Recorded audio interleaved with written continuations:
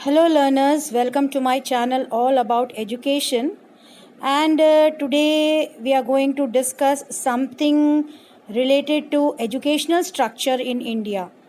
आप सभी को पता है कि 2020 नेशनल एजुकेशन पॉलिसी इंट्रोड्यूस की गई है और ये जो टॉपिक है एजुकेशनल स्ट्रक्चर इन इंडिया कई सालों से कई दशकों से वही चला आ रहा था और आज हम इस वीडियो के माध्यम से डिस्कस करेंगे कि एजुकेशनल स्ट्रक्चर पहले कैसा था। वैसे तो हम जितने भी एजुकेशन फील्ड में हैं, जितने भी हम लोग अधिगमकर्ता हैं, शिक्षार्थी हैं या शिक्षक हैं या टीचर्स हैं, हम सबको पता है कि इंडिया का एजुकेशनल स्ट्रक्चर कैसा है। We know it very well and after the introduction of national education policy 2020 there has been certain changes in this structure. कुछ बदलाव लाए गए हैं, कुछ एज इट इज़ रखे गए हैं।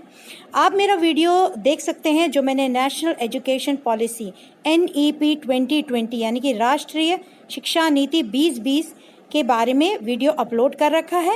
यू कैन वॉच इट और इसका जो लिंक है मैं डिस्क्रिप्शन बॉक्स में दे दूंगी ताकि आप सीधे लिंक पर जाएं and you can watch this video. But there have been certain changes, certain modifications and some are kept as it is. कुछ चीज़ें वैसी की वैसी जस की तस हैं और कुछ बदलाव हैं जिनके बारे में हम इस वीडियो में डिस्कस करेंगे।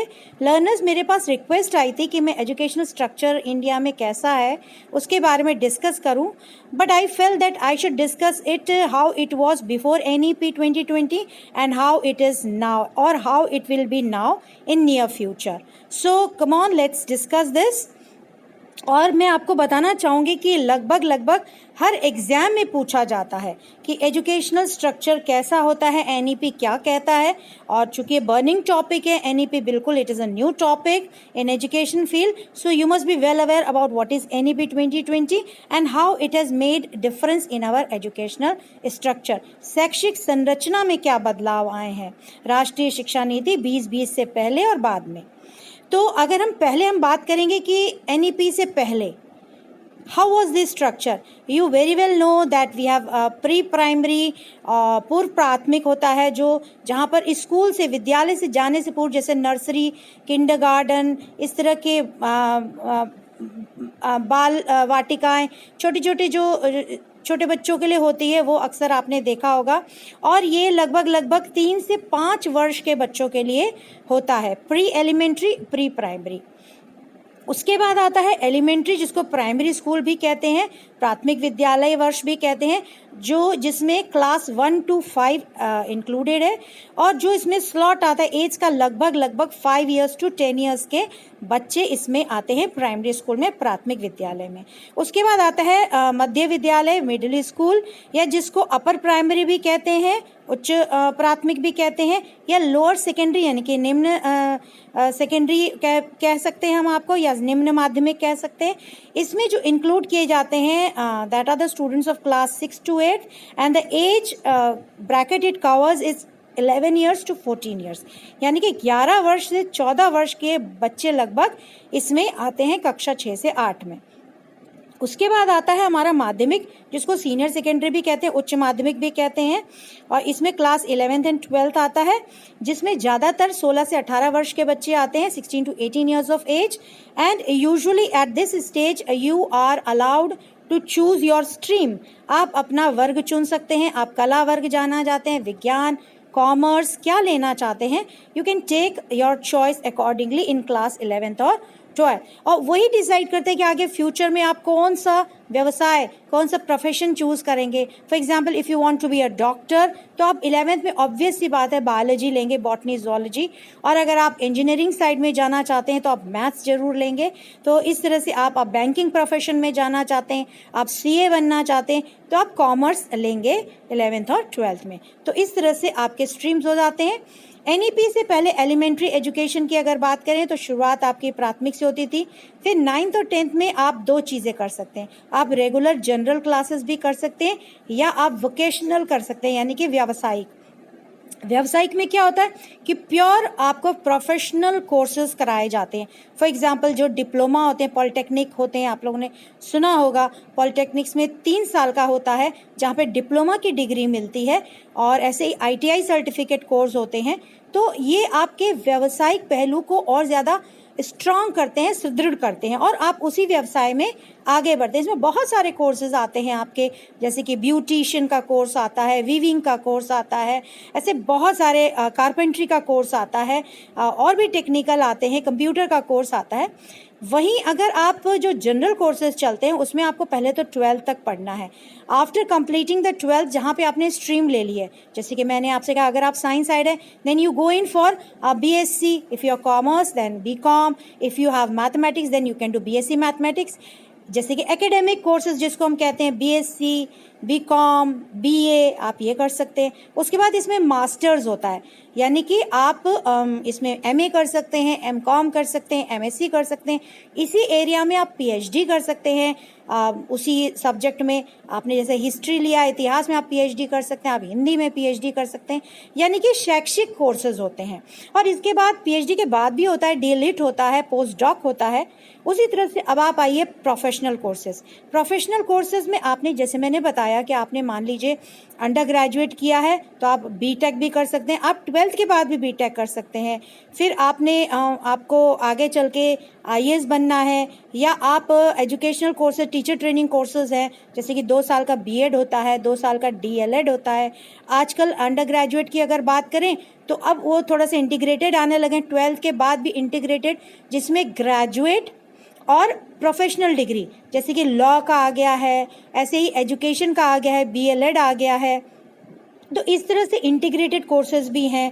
फिर MBBS कोर्स होता है, MBBS, BTech, MTech यानी कि मास्टर्स। इसी तरह से BTech के बाद आपको मास्टर्स करना है। MBBS अगर आपने किया है, जो डॉक्टर्स का कोर्स होता है, तो आपको MD करना है, MS करना है। अगर आपने B फार्मा किया है तो आप M फार्मा करोगे, यानी कि मास्टर्स करोगे। B आर्क करा हुआ है तो M आर्क करोगे। तो इस तरह से आप मास्टर्स कर सकते हैं। और जो मास्टर्स करते हैं उनके लिए एक और ऑप्शन खुल जाता है, दे कैन डू PhD, और after that they can move in for more higher courses. तो ये आपके कुछ कोर्सेज हो गए जो जनरल तरीके से आते हैं, और वोकेशनल डिस्कस हो गए। तो ये आज तक हमारे जो शैक्षिक संरचना, एजुकेशनल स्ट्रक्चर इंडिया में इसी तरह का है। Now what happened after NEP केम?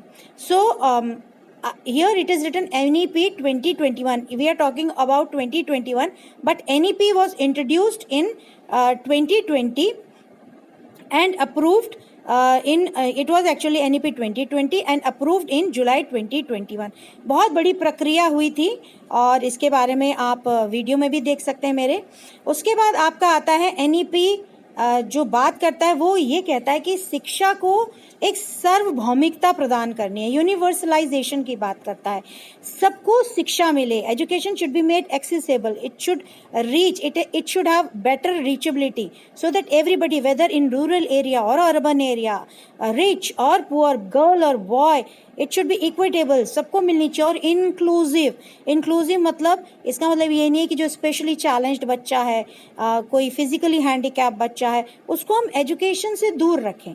उन्होंने सबके लिए इसकी बात करी है।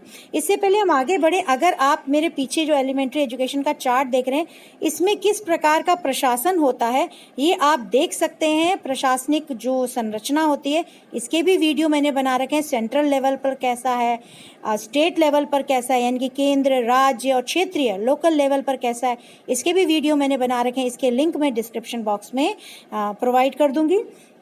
और एजुकेशन पॉलिसी सबसे जो पिछली पॉलिसी थी वो 1986 में आई थी, और अब आई है लगभग आप देख सकते हैं कितने सालों बाद हमारी एजुकेशन पॉलिसी आई है। डिकेड्स एंड डिकेड, दशकों बाद एजुकेशन पॉलिसी में रिफॉर्म्स हुए हैं, चेंजेस हुए हैं। और तब जो हमारे यूनियन मिनिस्टर ऑफ एजुकेशन थे, शिक्षा मंत्री थे मिस्टर रमेश पोखरियाल, उनके नेतृत्व में ये आई थी। अब तो वो नहीं है इस पोजीशन पर। और इसमें गवर्नमेंट का कहना है कि 2025 तक सबको लिखना पढ़ना, साक्षरता आ जानी चाहिए, हर एक व्यक्ति को साक्षरता आ जानी चाहिए। और GER, ग्रॉस एनरोलमेंट रेशियो 2030 तक 100% की उम्मीद की जा रही है। ये गोल, ये एम रखा गया है। अब हम बात करते हैं कि एनईपी के बाद करिकुलम में क्या स्ट्रक्चर आया है। स्ट्रक्चर ये आया है कि जो 10+2 था, जो अभी हमने बात करी है, 10 तक आपका था, फिर +2 में आपका स्ट्रीम्स आ जाते थे, उसको इन्होंने ब्रेक कर दिया है। 5+3+3+4 ईयर्स। और जो न्यू सिस्टम है, इसमें 12 साल की स्कूलिंग होगी विद 3 ईयर्स ऑफ आंगनवाड़ी। जो प्री स्कूलिंग की बात करी जा रही है, पूर्व विद्यालयी यानी कि जो क्लास 1 से पहले का जो स्टेज है, उसको 3 साल दे दिए गए हैं। और उन्होंने ये कहा है, एनईपी कहता है कि टेक्नोलॉजी, आपको सबको पता है learners, during covid we had to take the help of online teaching, we had to take the help of technology. बहुत सारे लोगों ने zoom meeting, Google meeting, WhatsApp के ज़रिए क्लासेस ली और दी हैं। तो अब ये कहा जा रहा है एनईपी में कि टेक्नोलॉजी को इसमें इनकॉर्पोरेट करिए, इसको इसमें लाइए, जोड़िए, समन्वय करिए। और एजुकेशन सिस्टम बहुत अच्छे से चल रहा है। इसका सारा दायित्व, सारा जो दारोमदार है, it has been given to PARAKH, performance assessment review analysis of knowledge for holistic development. यानी कि सर्वांगीण विकास में क्या प्रदर्शन है, कैसे उसका निरीक्षण किया जाएगा, कैसे उसकी रिव्यू की जाएगी, समीक्षा की जाएगी, विश्लेषण किया जाएगा, ये सारा परख करेगा। और ये भी कहा गया एनईपी में कि क्लास 5th तक हो सके तो एजुकेशन को मातृभाषा में, मदर टंग में दिया जाए तो बहुत अच्छा रहेगा। और 6th क्लास से वोकेशनल या स्किल बेस्ड, व्यावसायिक या कौशल आधारित शिक्षण होना चाहिए। अब हम बात करते हैं कि what is 5+3+3+4 system. It talks about 5 years which is a foundation stage, नींव का ये स्तर है जहाँ पे नींव डाली जाती है। फिर 3 years प्रिपरेटरी, यहाँ पे तैयार किया जाता है बच्चे को और आगे के पढ़ने के लिए, आगे के लेवल के लिए, आगे के स्तर के लिए। 3 years of middle age and 4 years of secondary stage. जो 5 साल की बात की जा रही है फाउंडेशन स्टेज की, इसमें जो एज ग्रुप आता है it is of 3 to 8 years। इसमें क्लास 1 और 2 आता है। और यहाँ पे जो शिक्षण होगा, यहाँ पे खेल खेल में सिखाया जाएगा, यहाँ पे भाषाई कौशल विकसित किए जाएंगे, language skills will be developed. As I told you that if it is in mother tongue then mother tongue should be polished, if it is in Hindi और English then it should be made stronger, it should be strengthened. और खेल ही खेल में सिखाया जाना चाहिए, बच्चों पे ज़्यादा बोझ नहीं होना चाहिए। Then comes the 3 years of age, 3 years of preparatory stage, class 3, 4 and 5।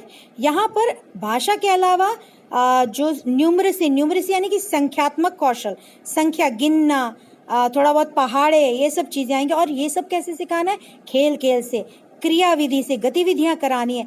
Classroom में बहुत सारा संप्रेषण होना चाहिए, अंतःक्रिया होनी चाहिए, communication should be strong, the communication between the teacher and taught should be strengthened here, it should be emphasized here.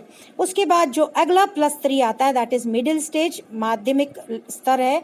यहाँ पर class 6 to 8, 6th, 7th, 8th आता है, जहाँ पे चिंतन का स्तर बढ़ाना है, चिंतन का कौशल बढ़ाना है, विचार विमर्श करने का कौशल बढ़ाना है। इसलिए यहाँ पर साइंस, मैथ्स, सोशल साइंस जैसे सब्जेक्ट इंट्रोड्यूस किए जाते हैं।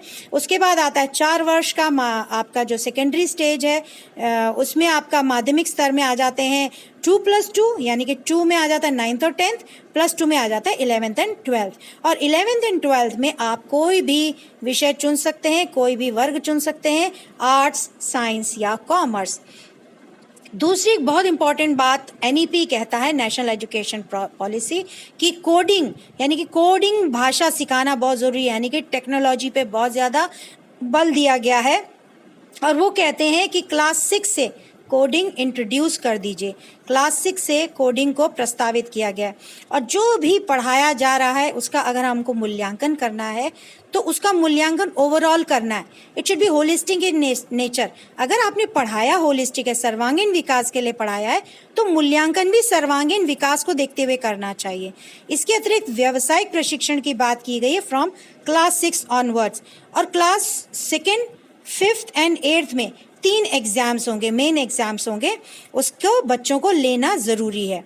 बोर्ड एग्जाम को एज इट इज़ रखा गया क्लास 10th में और क्लास 12th में, जिसका असेसमेंट, निरीक्षण, जिसका जांच परख करेगा, जैसे अभी मैंने बात करी। तो इसमें कोई ज़्यादा बदलाव नहीं हुआ है। Now moving on to other skills, यहाँ पर NEP कहता है कि please focus the teaching method in such a manner that we can see emotional intelligence being strengthened, critical thinking should be developed, problem solving skill should be developed. NEP कहता है कि बच्चों में समस्या समाधान कौशल बेहतर होना चाहिए, चिंतन स्तर का कौशल बेहतर होना चाहिए, सांवेगिक बुद्धि का विकास होना चाहिए। बच्चे को अपने अंदर सांवेगिक बैलेंस डेवलप करना है। और जब हम एग्जाम्स लेते हैं, परीक्षा लेते हैं, तो दोनों प्रकार की परीक्षा होनी चाहिए, ऑब्जेक्टिव यानी कि वस्तुनिष्ठ एंड डिस्क्रिप्टिव यानी कि विवरणात्मक। यहाँ पे विवरण करना, जिसमें एस्से टाइप आ जाते हैं, शॉर्ट आंसर टाइप क्वेश्चन भी आ जाते हैं। मिड डे मील की जो बात होती है, जो सरकारी स्कूलों में दिया जाता है, ज़्यादातर अक्षय पात्र इसको करता है, उसमें कहा गया है कि न्यूट्रिशियस ब्रेकफास्ट यानी कि पोषक या पोषण से भरपूर नाश्ते की भी बात की गई है, जिससे कि बच्चों में शारीरिक, मानसिक, सांवेगिक जो स्वास्थ्य है वो बेहतर हो सके। So focus is on development of physical, mental as well as emotional health. और जो करिकुलम है, जो पाठ्यक्रम है, वो इंटरडिसिप्लिनरी यानी कि अंतरशास्त्रीय, अंतर अनुशासनीय, यानी कि साइंस अगर पढ़ रहे हैं तो उसमें थोड़ा बहुत मैथ्स होना चाहिए, थोड़ा बहुत एनवायरमेंटल साइंस होनी चाहिए, थोड़ी सी आर्ट होनी चाहिए, थोड़ा सा इंग्लिश होना चाहिए, भाषा होनी चाहिए, और मल्टीलिंगुअल की बात की गई, यानी कि अपनी मातृभाषा की बात की गई है, मदर टंग, देन जो हमारी राष्ट्रीय भाषा है हिंदी, देन सेकेंड भाषा है English, and even any foreign language. और इसके अलावा इंटरडिसिप्लिनरी में एक मेजर सब्जेक्ट की बात है, एक माइनर। फॉर एग्जांपल कोई बच्चा साइंस लेके आगे बढ़ रहा है, लेकिन इसका मतलब ये नहीं, अगर उसको आर्ट बनाना अच्छा लगता है, उसको कुकिंग अच्छी लगती है, तो वो माइनर सब्जेक्ट के तौर पर कुकिंग भी ले सकता है। ये NEP ने एक सुविधा, एक अपॉर्चुनिटी दी है। इसके अलावा 4 years multi disciplinary bachelors degree की बात करता है, जिसमें 3 साल जो आपका मेजर है वो तो ले ही रहे हैं, और 1 साल आप जो आपने ऑप्टेड वन यानी कि ऑप्शनल सब्जेक्ट जो लिया है वो आप लेके आगे बढ़ सकते हैं। और एक बहुत अच्छी बात NEP ने की है, it has given the option if somebody drops at first year of degree course then that child will be given certificate. ये नहीं होगा कि ड्रॉप आउट हो गया, ड्रॉप आउट वाला नाम हटा दिया गया है। अब क्या कहा गया है कि if you clear first year exam और we can say the second semester then you will get a certificate course. किसी वजह से आगे नहीं पढ़ पा रहा है स्टूडेंट्स, अगर आप सेकेंड ईयर या फोर्थ सेमेस्टर में ड्रॉप करते हैं, हम 3 ईयर कोर्स की बात करें जैसे BA, BCom, BSc, फिर अगर आपने सेकेंड ईयर में ड्रॉप किया या फोर्थ सेमेस्टर में, तो आपको डिप्लोमा की डिग्री मिल जाएगी, डिप्लोमा आपको दे दिया जाएगा। और अगर आपने पूरे 3 साल का किया है यानी कि 6 सेमेस्टर कर लिया है, तो आपको बैचलर्स की डिग्री दी जाएगी, स्नातक की डिग्री आपको दी जाएगी। और इसको देखने के लिए, इसको रेगुलेट करने के लिए, इसको नियंत्रण में रखने के लिए HECI higher education council of India बनाया गया है, जो इसको देखेगा। अगर आपको ये वीडियो अच्छा लगा हो कि हमारी शैक्षिक संरचना पहले कैसी थी और अब कैसी हो गई है, तो ये कुछ नया है आप लोगों के लिए, अच्छा लगा हो तो ज़रूर लाइक करें और शेयर ज़रूर करें अपने दोस्तों के साथ। Thank you for watching.